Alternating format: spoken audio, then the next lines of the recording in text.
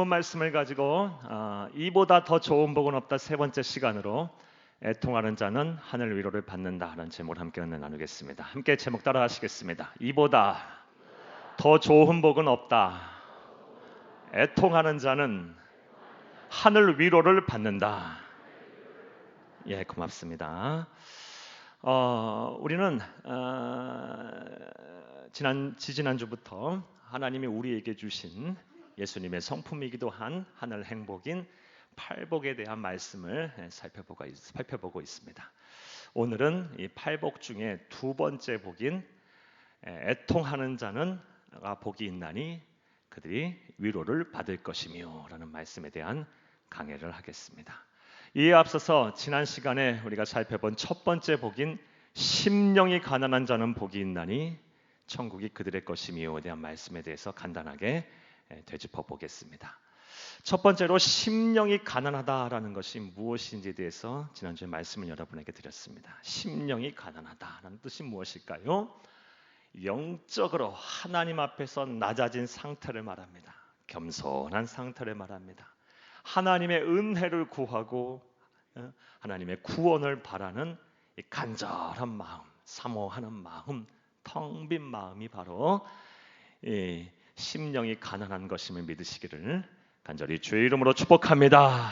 나는 죄인입니다. 하나님의 구원이 없으면 난 살 수가 없습니다. 나는 나약합니다. 주께서 도와주시지 아니하시면, 주께서 나를 지키시지 아니하시면, 주께서 나를 보호하지 아니하시면 나는 살 수가 없습니다. 나는 견딜 수가 없습니다. 내가 어디서 도움을 얻고 어디서 구원을 얻겠나이까 하며 주의 은혜와 구원을 간절히 바라고 사모하는 그 마음, 이 심령이 바로 심령이 가난한 것입니다. 또 두 번째로 심령이 가난한 자가 받게 될 축복인 복인 이 천국에 대해서도 여러분 말씀을 드렸습니다. 심령이 가난한 자는 천국이 그들의 것이라 그랬는데 여기서 말하는 천국은 크게 두 가지라고 말씀을 드렸습니다. 먼저 우리의 사후, 우리가 가게 될 본향인 천국 하나님의 나라를 말합니다. 우리는 이 세상에서의 모든 수고가 끝나는 날, 끝이 아니라 우리 주님의 품에 안겨서 그 영광스러운 주님의 품에 안겨서 우리 하나님의 나라인 천국에서 영생 복락을 하게 될 것입니다. 할렐루야! 심령이 가난한 자, 주의 구원을 간절히 바라고 사모하는 자는 이런 복을 받습니다.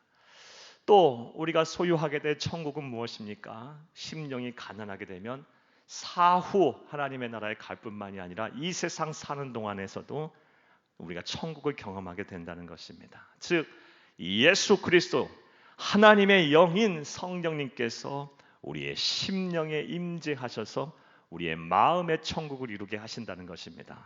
그래서 기뻐할 수 없는 상황 속에서도 기뻐하고 도저히 감사할 수 없는 상황 속에서도 감사하게 된다는 거예요. 자족의 은혜를 누리며 사랑하고 감사하고 찬양하고 평안을 누리게 하신다는 것입니다. 여러분, 이 마음의 천국을 여러분 모두가 다 이루시기를 간절히 주의 이름으로 축복합니다. 세 번째로 우리가 심령이 가난하려면 어떻게 해야 하는지도 말씀을 드렸습니다. 우리의 심령에 가득 차 있는 영적인 교만함을 날마다 말씀과 기도와 예배로 비워내야 한다, 버려야 한다라고 말씀을 드렸습니다. 특별히 입술로는 나는 죄인입니다 하면서 정작 삶의 현장에서는 죄인처럼 안 사는 거룩한 삶을 살지 아니하고 불신자 못지않게 음란하고 죄로 가득하고 거짓을 행하며 분란의 중심이 되고 시기와 질투하고 미워하며 하나님의 자녀답게 살지 못하는 그런 모순된 삶을 버려야 한다고 말씀을 드렸습니다. 또한 우리의 입술로는 나는 나약합니다 라고 말하면서 정작 삶의 현장에선 하나님을 의지하지 않는, 기도하지 않는 그런 표리부동한 삶 또한 버려야 한다라고 말씀을 드렸습니다. 여러분 부디 심령이 가난해지셔서 여러분 영적으로 낮아지고 겸손해지시고 하나님의 은혜를 구하며 구원을 바라는 그 심령으로 가득 차셔서 여러분 천국을 다 소유할 수 있기를 간절히 주의 이름으로 축복합니다.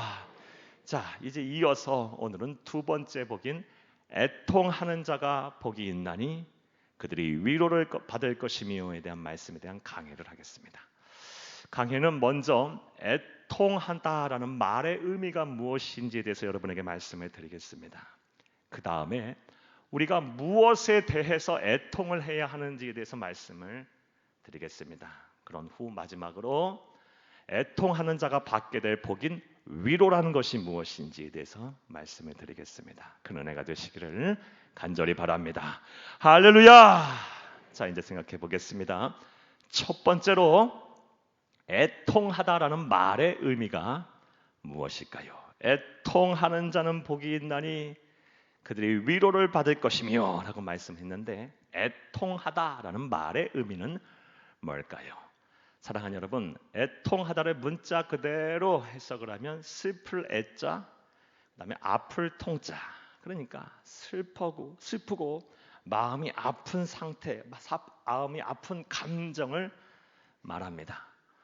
이러한 슬프고 마음이 아픈 감정은 인류의 시조 아담과 하와가 하나님의 말씀에 불순종하여 신락원한 이후부터 우리의 인간에게 생긴 어찌 보면 본성과도 같아요.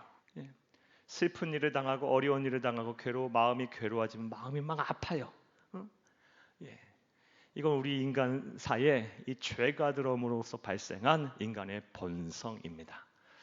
그런데 오늘 본문 말씀에서 우리 주님께서 말씀하신 애통하다라는 이런 의미는 이 의미보다는 조금 더 심오하고 깊은 의미를 담고 있습니다. 그렇다면 그것이 무엇일까요?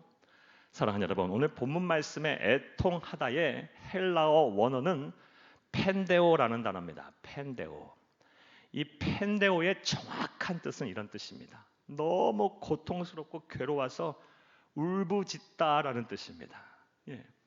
성경에는 특별히 이 성경을 기록한 원어인 헬라어로 기록된 성경에는 이 고통을 표현하는 단어가 총 9가지 정도가 표현이 되어 있습니다. 그런데 이 펜데오는 그 9가지 표현 중에서 가장 극한 고통, 가장 괴로운 고통을 표현할 때 쓰는 단어입니다.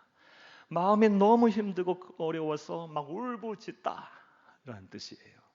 이 단어는 많이 사용되진 않았는데 성경에서 또 다른 곳에서 사용된 예를 여러분에게 찾아드리면 창세기 37장에 나옵니다.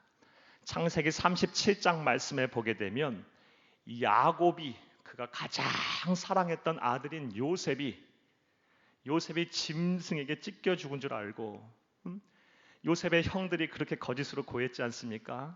요셉이 입고 있던 그 채색 옷에 이 짐승의 이 피를 묻혀서 우리 아우 요셉이 이게 짐승에 찢겨 죽었다고 이게 거짓으로 요셉에게 고해요. 그때 이 야곱이 자신의 아들 요셉이 죽은 줄 알고 그 옷을 붙잡고 막 통곡을 하고 애통해야 합니다. 그때 쓴 단어가 바로 펜데오입니다. 여러분, 자녀가 그런 어려움을 당해서 먼저 앞서갔다 할 때 부모의 마음이 어떻겠어요? 표현하지 못하겠죠. 괴로워서 막 울부짖겠죠. 그 고통은 말로 표현을 못할 거예요. 그리고 그 아픔과 상처는 말로 표현을 못할 거예요. 우리 성도님들 가운데도 이렇게 자녀를 먼저 잃으신 분들이 참 여러 분 계십니다. 여러분, 그런 분들 모든 분들에게 하나님의 특별하신 위로와 섭리가 함께하기를 간절히 주의 이름으로 축복합니다.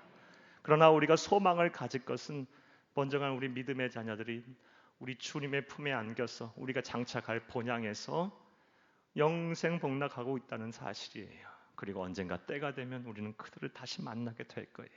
그리고 우리의 믿음의 자녀들은 지금도 하나님의 말씀에 보게 되면 우리를 위해서 기도하고 우리가 신앙생활 잘 하도록 응원하고 있다고 합니다. 여러분, 이런 것들을 생각하며 여러분 소망을 가지시기를 간절히 주의 이름으로 축복합니다.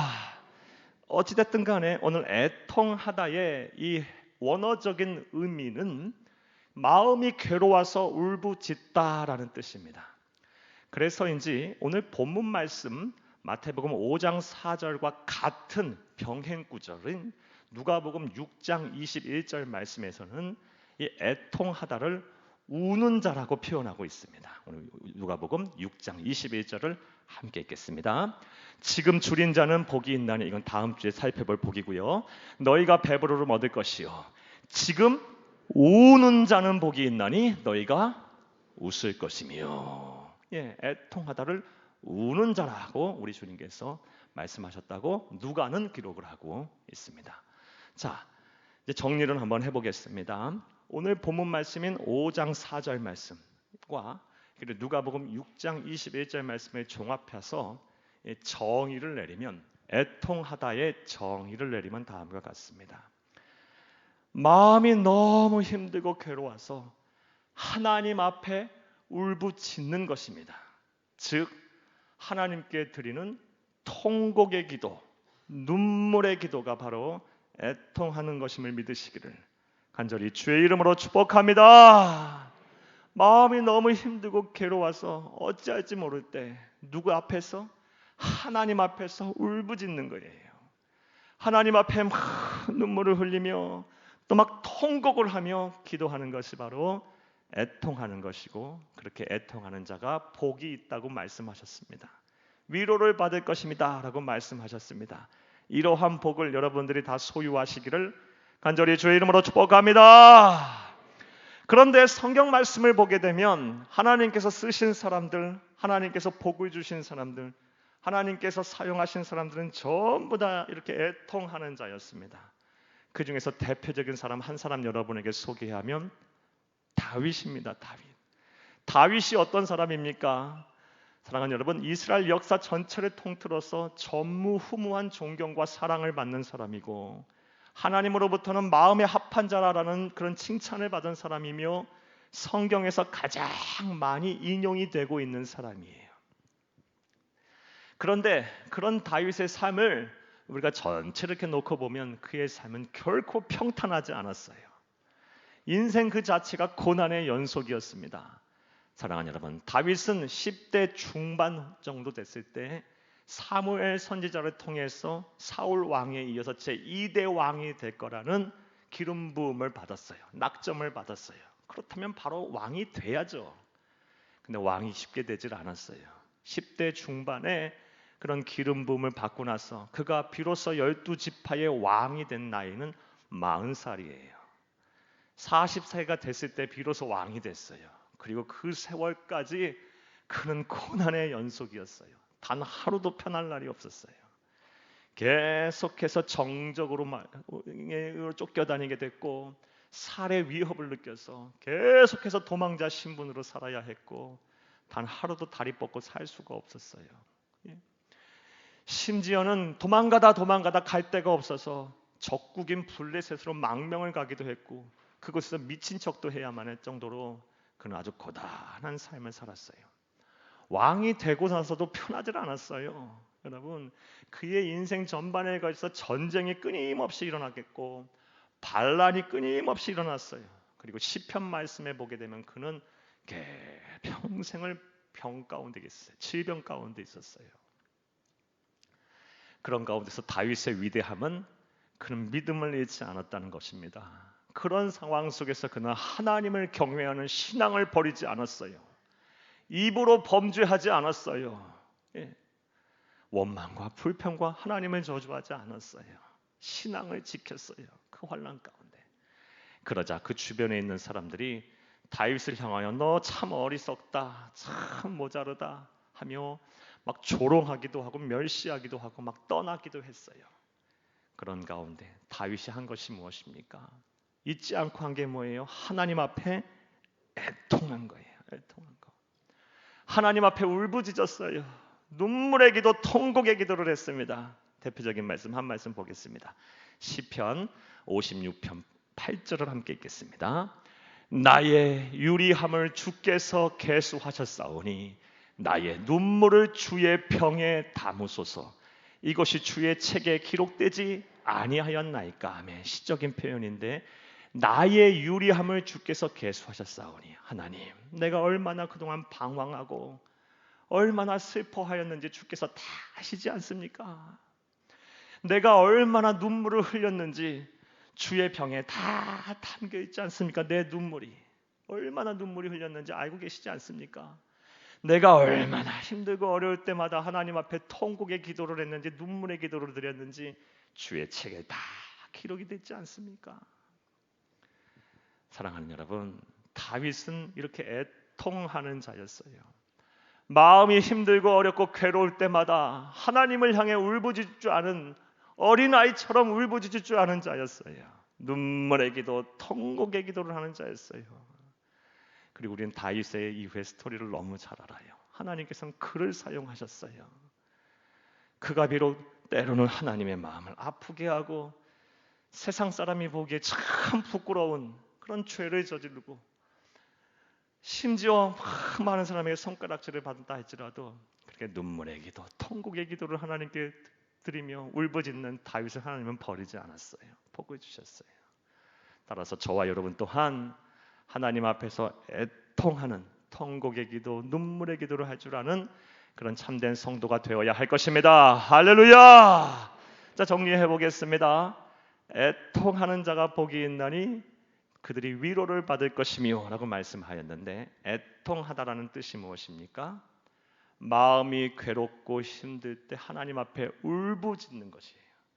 곧 통곡의 기도, 눈물의 기도를 말합니다. 자, 그렇다면 두 번째로 생각을 해보겠습니다. 우리가 애통하는 자가 되어야 할 텐데 무엇에 대해서 애통을 해야 할까요?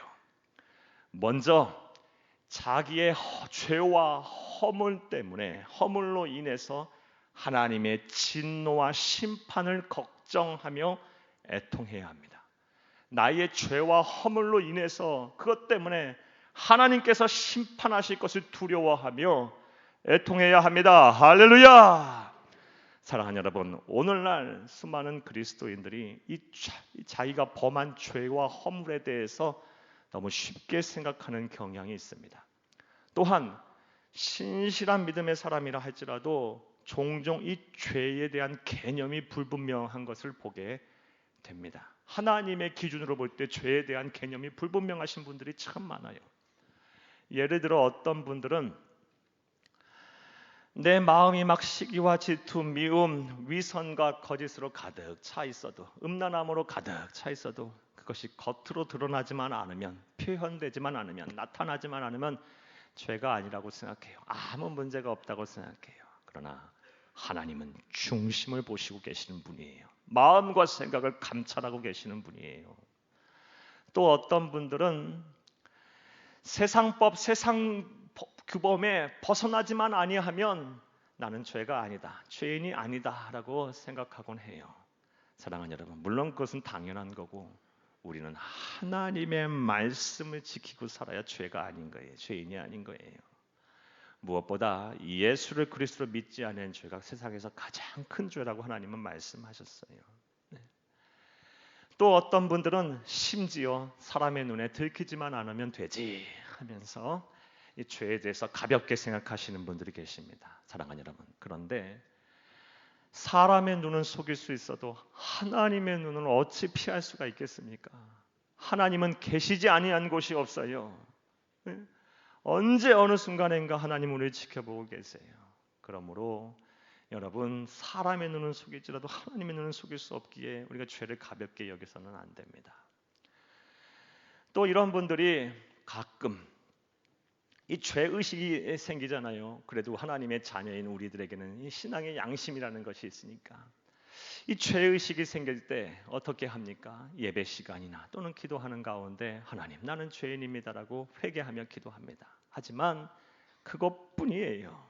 몇 마디 회개와 기도로 내가 다 죄사함을 받을 수 있다라고 생각해요. 왜냐? 하나님은 사랑이시니까. 하나님은 사랑이시니까 내가 이 정도만 기도해도, 이 정도까지만 말을 해도, 인정해도 하나님은 용서하시겠거니 라고 생각을 하고 나는 하나님의 심판에서 벗어났다라고 생각하곤 합니다.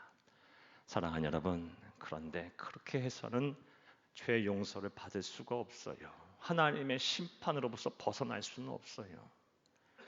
우리는 하나님을 향해서 내 죄와 허물을 다 들추어내며 어찌할꼬 하면서 통에 자복하고 통곡의 눈물, 품고의 기도, 눈물의 기도, 즉 애통해야 할 줄로 믿습니다. 간절히 부르짖어야 돼요. 예수 그리스도의 십자가 앞에 앉아 엎드려 통회하며 차복하며 눈물로 호소해야 돼요. 그리고 내 안에 하나님의 영광, 하나님의 광명이 찾아올 때까지, 주께서 기쁨을 주실 때까지 철저하게 자복하며 회개해야 합니다. 참여해야 돼요. 애통해야 해요. 그럴 때 비로소 우리가 죄 사함을 받고, 사랑하는 여러분, 하나님의 심판으로부터 벗어날 수가 있는 것입니다. 우리는 분명히 기억해야 돼요. 하나님은 사랑이세요. 맞아요. 사랑이세요. 하지만 우리가 또 행한 대로 심판하시는, 행한 대로 보응하시는 무서운 공의의 하나님, 심판의 주라는 사실 또한 우리는 기억해야 할 줄로 믿습니다.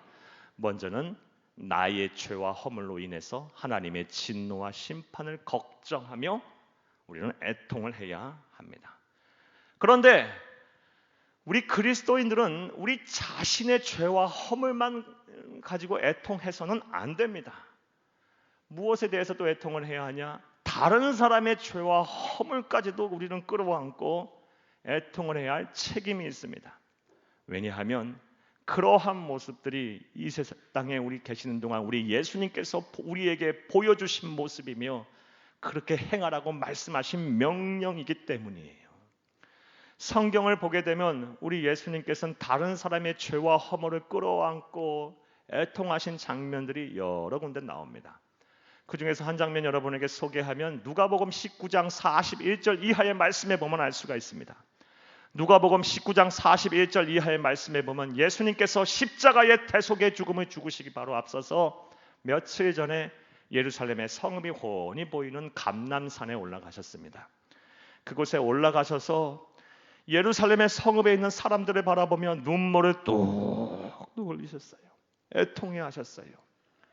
그 이유는 온 인류를 구원할 메시아이신 하나님의 아들 예수 그리스도께서 오셨는데 그를 알아보지 못하고 영접하지 아니하고 오히려 마음이 완악하여 대적하며 죽이려고 하는 그 예루살렘의 성읍에, 이 죄로 가득한 예루살렘의 성읍의 백성들의 영적인 무지 때문이에요.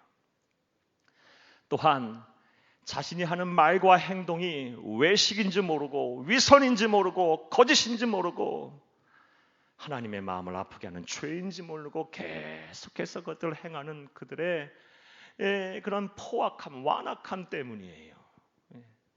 그리고 결국 그것으로 인하여 하나님의 심판을 받게 될 것이라는 것을 우리 주님께서는 너무 잘 아셨기 때문에 너무 마음이 아파서 너무 속상해서 그 예루살렘의 성읍을 바라보며 감람산에서 오르셔서 눈물을 뚝뚝 흘리신 것입니다. 실제로 이렇게 예수님이 애통해 하신 이후 세계 역사를 보게 되면 40년 후 주후 70년에 예루살렘의 성은 로마의 10번째 황제가 되는 로마 장군 티투스에 의해서 완전히 멸망했어요. 예루살렘의 이 마지막 전쟁을 기록한 요세푸스의 기록에 보면, 이 역사가의 기록에 보면 예루살렘에 있는 성읍에 있는 거의 모든 사람들이 살육을 당했어요. 다 죽었어요. 무섭도록 아주 참혹할 정도로 하나님의 심판을 받은 것입니다.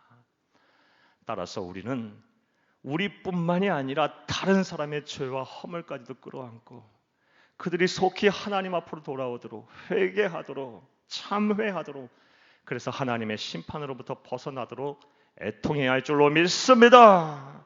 나의 부모와 형제, 또 나의 자녀들과 후손들, 그리고 이웃들의 죄와 허물까지도 내가 끌어안고 애통해야 될 사명이 우리 그리스도인에게 있어요. 특별히 우리는 나라와 민족을 위해서, 우리 나라와 민족을 위해서 특별히 이런 애통이 지금 필요한 때인 것 같아요. 전 사회 전반에 걸쳐서 도덕적 해이가 들불처럼 번져나가고 있어요. 형제를 미워하는 것이 살인죄라 그랬는데 요즘 얼마나 사회 전반의 각처에서 미움과 시기와 질투의 영이 막 활발하게 움직이고 있어요. 나하고 생각만 조금만 다르면 다 없어져야 될 대상, 처리해야 될 대상, 막 그렇게 여기고 미워하고 있어요. 자기 목소리만 내어 들으려고 하지를 않아요. 사랑이 식을 대로 식었어요. 또 성적으로는 얼마나 타락해 있습니까? 사랑하는 여러분, 이 성범죄가 끊이질 않고 그냥 일어나고 있어요. 거기에 대한 부끄러움도 몰라요. 심지어 이 하나님의 창조의 질서를 어긋나는 이 동성애를 막 서슴지 않고 자행하고 오히려 이것을 합법화하려고 해요. 사랑하는 여러분, 동성애를 지향하는 성 정체성은 절대로 제3의 성이라고 될 수가 없어요. 선천적이지 않다라는 거예요. 이미 의학적으로 과학적으로 결론은 난 얘기예요. 어떠한 유전적인 요인이 없어요. 동성애를 지향하는 성 정체성은요, 사람의 후천적인 거예요. 성적 쾌락을 바라는 이 타락의 극치예요. 우리가 이것을 인정하고 합법화하는 순간 사회윤리, 사회 기강이 무너지게 돼 있고 무엇보다 가정이 붕괴되게 돼 있어요. 사랑하는 여러분, 우리는 이런 동성애를 인정하고 합법화하는 것들에 대해서 정치적인 이념과 이 이념의 잣대로 진보냐 보수냐는 이념의 갈등으로 보아서는 안 돼요. 이것은 신앙의 문제고 양심의 문제고 윤리의 문제예요. 여러분, 우리 다음 세대들에게, 우리 아들 딸들에게 부끄러운 유산을 우리가 물려줘서는 안 됩니다. 여러분, 분명하게 우리 반대 의사를 표시해야 돼요. 그리고 우리 가정들을 지켜야 되고 우리 사회를 지켜야 돼요. 우리 아들 딸들의 성적 순결을 지켜야 돼요. 사랑하는 여러분, 따라서 우리는 이 나라 이민족이 더한 잘못을 저지르지 않도록, 더 하나님의 심판에 가까이 가지 않도록 날마다 애통해야 할 줄로 믿습니다. 자, 먼저 우리가 무엇에 대해 애통해야 합니까? 나의 죄와 허물로 인하여 하나님의 심판이 임하지 않도록 그것을 걱정하며 애통해야 하고, 다른 사람의 죄와 허물까지도 끌어안고 애통해야 합니다. 또한 우리가 또 무엇에 대해서 애통해야 합니까? 나의 삶의 고통과 괴로움에 대해서도 애통을 해야 합니다. 사랑하는 여러분, 세상 사는 것이 참 고단합니다. 어느 하나 쉽게 되는 일이라는 것은 하나도 없습니다. 한 곱이 넘기면 또 한 곱이 넘기고 계속해서 산다는 것은 고난의 연속입니다. 때로는 막 눈이 막 안 보일 정도로, 아찔할 정도로, 숨이 턱턱 막힐 정도로, 힘이 완전히 빠져나갈 정도로 여러분, 우리를 당황케 하고 황당하게 만드는 그런 사건 사고에 휘말릴 때도 있습니다. 어떨 때는 막 인생의 풍랑 속에 막 사로잡혀서 휘청휘청거릴 때도 있고, 거다한 폭풍 속에 막 이리저리 요동치는 조각배 마냥 사람들과 또 환경에 막 휘둘려 갖고 막 마음의 상처와 아픔을 겪을 때도 있습니다. 이러한 때 우리는 뭘 해야 할까요? 우리 그리스도인의 특권은 뭘까요? 하나님 앞에 애통할 수 있다라는 것입니다. 애통해야 합니다. 왜 나만 이렇게 안 되냐고, 왜 내 사업만 이렇게 잘 안 되냐고, 왜 난 직장 생활이 왜 이렇게 나만 힘드냐고, 왜 나에게 이런 원치 않는 질병이 내게 찾아왔냐고, 왜 내 자녀와 후손들은 왜 이렇게 앞길이 열리지 않느냐고 원망하고 불평할 것이 아니라, 체념하며 살 것이 아니라 우리는 하나님 앞에 눈물을 흘려야 돼요.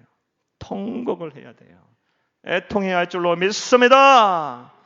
그러면 시편 50편 15절 말씀에 환난 날에 나를 부르라, 내가 너를 건지리니 내가 너를 영화롭게 하리라 라고 말씀하신 그 하나님께서 우리를 건져주실 거예요. 우리의 애통을 들으시고 우리를 구원하실 거예요. 하늘 위로를 우리에게 베풀어 주실 것입니다. 할렐루야! 자, 또 나아가서 우리가 무엇에 대해서 애통을 해야 할까요? 사명을 감당하기 위해서, 신앙을 지키기 위해서도 애통해야 합니다. 사랑하는 여러분, 솔직히 말씀드려서 예수를 믿는다는 길은 쉬운 길이 아닙니다. 고난의 길, 십자가의 길입니다. 물론 이 고난을 넘고 이 십자가를 넘게 되면 고난과 십자가가 오는 비교할 수 없는 영광이 기다리고 있어요. 축복이 기다리고 있어요. 하지만 그 영광의 문, 축복의 문에 이르기까지는 눈물 없이는 갈 수 없는 길이 바로 예수를 믿는 길이에요. 신앙의 길, 사명의 길이에요. 여러분, 이런 눈물을 얼마나 흘려보셨습니까? 사명 감당하고 싶은데 내 환경이 뒷받쳐주지 않아서, 신앙을 잘 지키고 싶은데 주변에서 나를 너무 힘들게 하고 어렵게 해서 그래도 난 신앙 지키겠다고 하나님 앞에 결단하며 얼마나 눈물 흘려보셨습니까? 이런 애통이 우리에게 필요합니다. 이런 애통이 필요해요. 특별히 코로나19 바이러스 이 시대 확산의 시대를 사는 오늘 뜻하지 않게 박해를 받고 핍박을 받으시는 우리 성도님들이 많네요.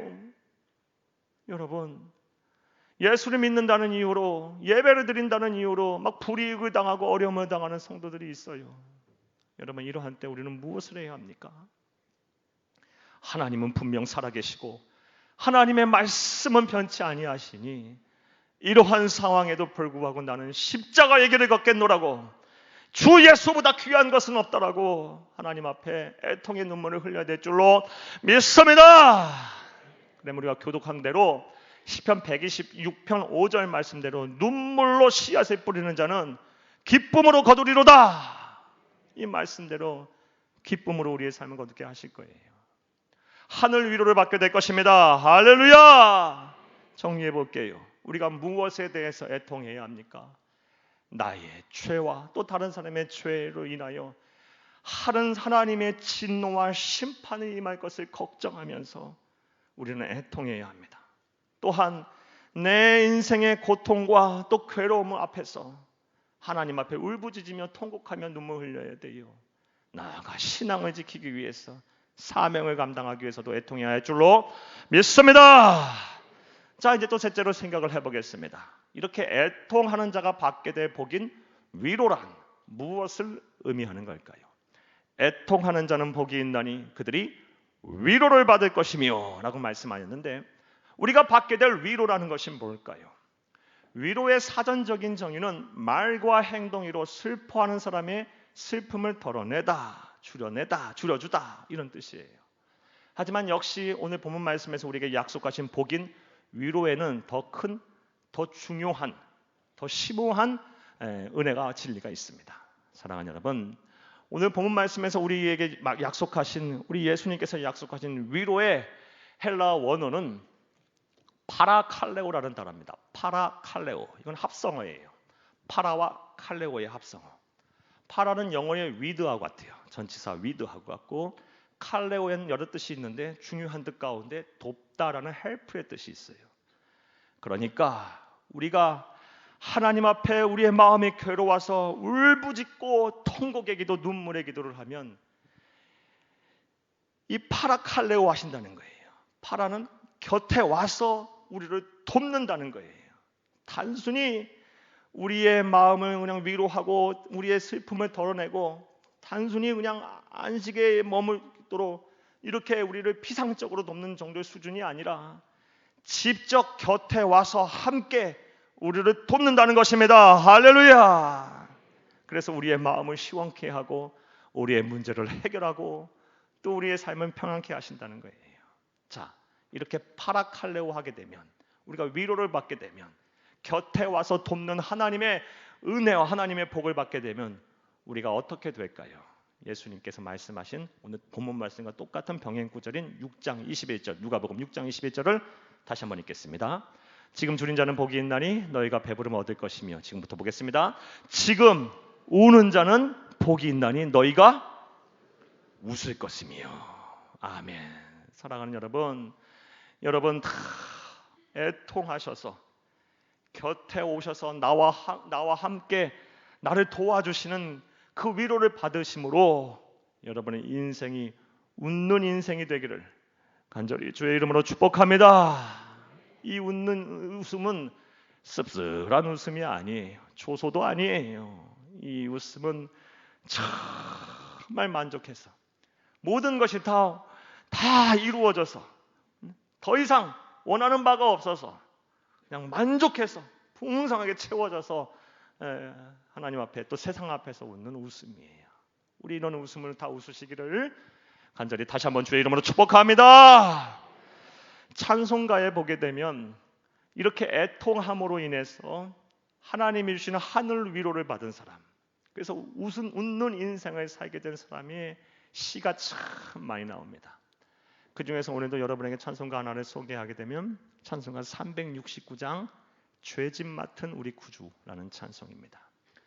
이 찬송은 아일랜드 출신의 아주 신실한 그리스도인이었던 조셉 스크리븐이라는 분이 1855년에 작시한 찬송입니다. 이 죄짓 맡은 우리 구주를 쓴 조셉 스크리븐이라는 분은 그런데 세상적인 눈으로 보게 되면 지지리도 복이 없는 사람이에요. 아주 고통을 많이 겪은 사람이에요. 기구한 운명을 살았던 사람이에요. 하지만 그는 그런 삶 속에서도 애통함으로 하늘 위로를 받아 정말 웃는 인생 기쁨의 삶을 산 사람이에요. 이분에 대해서 여러분에게 간단하게 소개하면 다음과 같습니다. 이분이 1845년에 20대 초반에 결혼을 앞두고 있었는데 결혼식 전날 결혼하기로 약속했던 신부가 자신이 보는 앞에서 익사를 했어요. 결혼식 전날 자신이 보는 앞에서 익사를 했어요. 물에 빠져 죽었어요. 얼마나 힘들었겠습니까? 얼마나 이 죄의식에 사로잡혔겠습니까? 얼마나 마음이 어려웠겠어요. 그래서 어디로 도망치도 도망갔냐? 군대로 도망갔어요. 사관학교에 입교를 했어요. 그런데 거기에서 아주 심각한 폐질환을 겪게 돼요. 그래서 아무것도 못한 채 오히려 쫓겨나갔어요. 그렇게 인생을 이제 폐인처럼 살다 보니까 주변에 있던 친구들이 다 배신하고 떠나요. 그리고 가족들도 그를 버리려고 해요. 견디다 못해 더 이상 고향에 살 수가 없어서 아일랜드에 살 수가 없어서 도망치듯 당시에는 신세계인 캐나다로 이민을 갑니다. 캐나다로 이민을 가서도 마찬가지였어요. 거의 폐인처럼 살는데 어느 목사님의 전도를 받고 예수를 믿게 됩니다. 그리고 나서 그 목사님과 더불어서 가난하고 병든 자들을 위로하며 그들을 돕는 사역을 하면서 살았어요.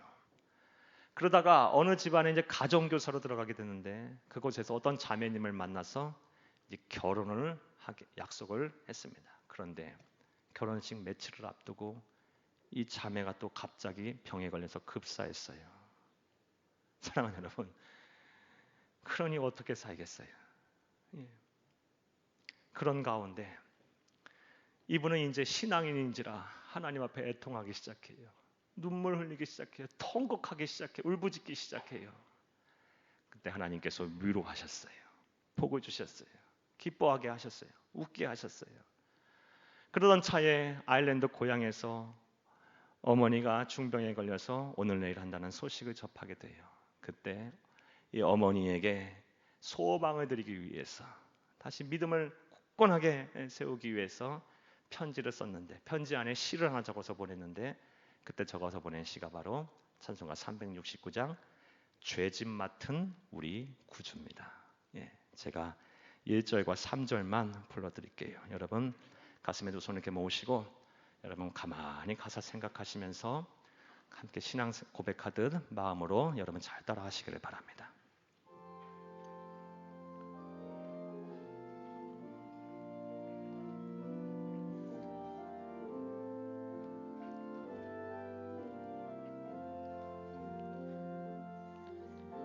죄짐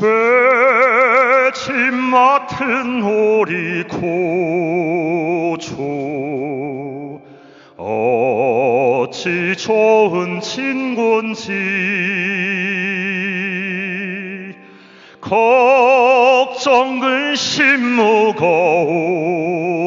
짐 우리 주께 맡기세 주께 고함 없는 고로 복을 받지 못하네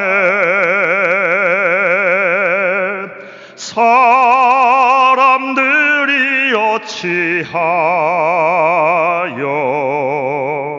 아뢰 주를 모를까 근심 걱정 무거운 짐 아니 진짜 누군가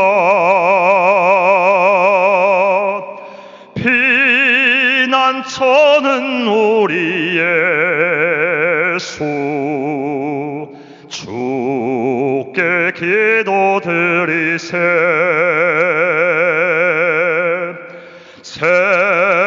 세상 친구 멸시하고 너를 조롱하여도